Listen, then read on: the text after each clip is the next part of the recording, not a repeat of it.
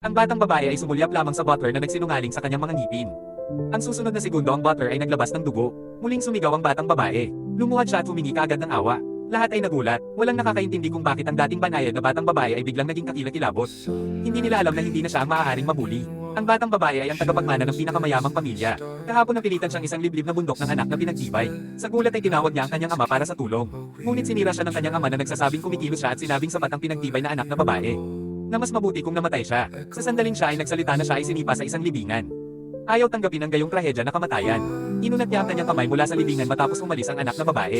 Ang kanyang malakas na sama ng loob ay nagpatawag ng isang mapaghiganti na espiritu upang magkaroon siya. Nanumpa siya upang gawin ang lahat na nasaktan ng kanyang bayan. Samantala, ipinagdiriwang ng mayayamang pamilya ang pagpasok sa kolehiyo ng anak na babae. Sakop sa dumi ang batang babae ay umuwi. Ang pinagtibay na anak na babae ay naging mapatla sa takot. Hindi alam ng pamilya ang katotohanan. Ang taong pinagkakatiwalaan niya ay lumakad papunta sa kanya. Naalala niya kung paano niya ito nakaframe at pinalayas siya. Nagpasya siyang hindi na muling magtiwala sa kanya. Nagpanggap siyang nag-aalok ng tulong.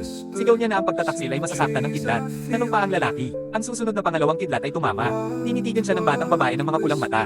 Hinawakan niya ang kanyang dibdib sa sakit. Sinabi sa kanya ng kanyang kapatid na baguhin muna ang damit. Binalaan niya ang pinagtibay na anak na babae. Ang pagsasabi ng piging na ito ay ang simula ng kanyang paglusong sa impyerno. Maya-maya ay lumitaw siya sa pagdadalamati sa damit. Nakakalat na pera ng papel sa kanyang kamay.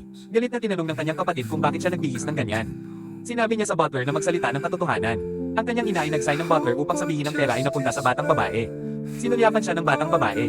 Lumuhad siya at nagkumpisal. Sinasabi ang lahat ng pera ay ibinigay sa ampon na anak na babae.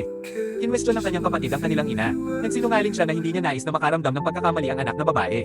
Tinanong ng batang babae kung ang paborito na ito ay mapatay sa kanyang tunay na anak na babae.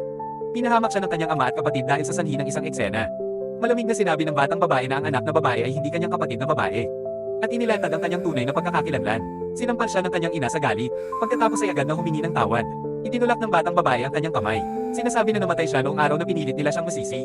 Hinawakan siya ng kanyang ina at sumigaw ng mapait. Ang batang babae ay sumisigaw at sinabi, "Umiiyak ka na ba ulit dahil gusto mo rin ang buhay ko sa oras na ito?"